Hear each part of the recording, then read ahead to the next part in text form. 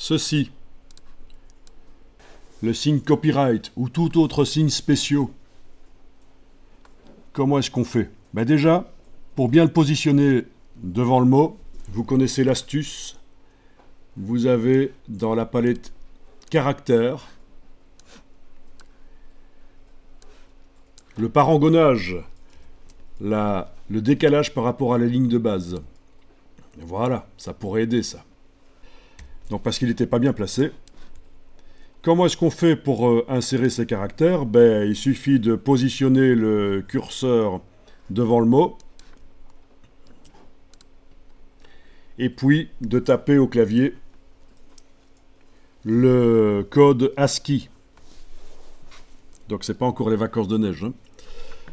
ASCII, c'est juste le codage. Et voilà. Mais bon, heureusement pour vous, il y a plus simple. Quand vous avez un caractère spécial à insérer, il faut aller chercher la palette des glyphes. Donc c'est menu texte, glyphe. Alors glyphe, c'est quoi un glyphe? Ben, c'est tout élément d'une police de caractères. Donc c'est non seulement les lettres, mais c'est aussi les chiffres et tout autre signe. C'est la police entière. Et je vous rappelle que quand un nom de police possède le mot pro dans son nom, ça veut dire que c'est une police étendue qui possède les accents, les caractères cyrilliques, tout en fait. C'est une police étendue. Et donc ici, le body text est en Garamond 1er Pro, et donc si elle est installée sur l'ordinateur, elle n'est pas surlignée en rose, vous allez pouvoir utiliser donc la palette glyphes, menu texte glyphes. La voilà. L'agrandir. Vous avez un ascenseur sur le côté et vous voyez tous les caractères. J'en profite pour dire que quand une phrase commence par une lettre à majuscule, ben, il faut mettre la lettre à majuscule. Par exemple, la phrase commence par à certains moments, ben, le A doit avoir une majuscule. Ça, en typographie, c'est comme ça. Heureusement, le correcteur orthographique de InDesign, si vous le passez sur un texte, va vous le proposer. Le A majuscule, quand vous commencez une phrase par A majuscule. Vous voyez tous les A qui existent ici.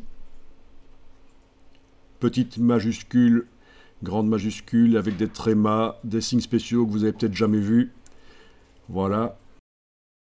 Ça, c'est une police étendue, et toutes les polices étendues ont tous ces caractères, mais évidemment dessinés différemment. Ici, c'est du Garamond.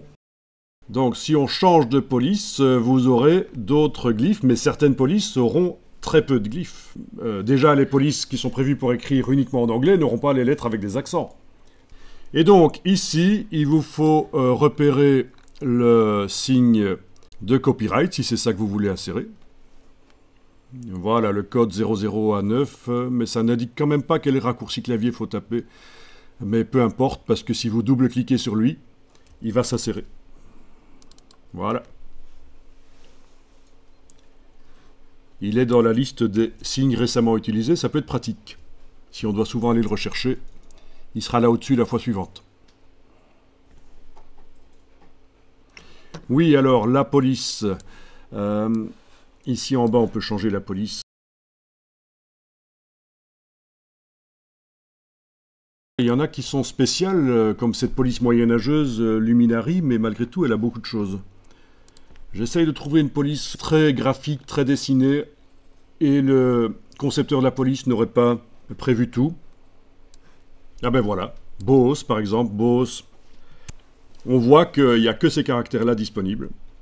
Donc si vous voulez écrire en Boos des lettres avec accent, ah, elles y sont quand même. Mais il y a beaucoup moins que dans l'autre. Hein. Non, ça va, ça ira quand même pour du français, d'écrire avec les accents. Les accents français y sont. Il y a même les Allemands, mais beaucoup moins quand même que dans Garamond.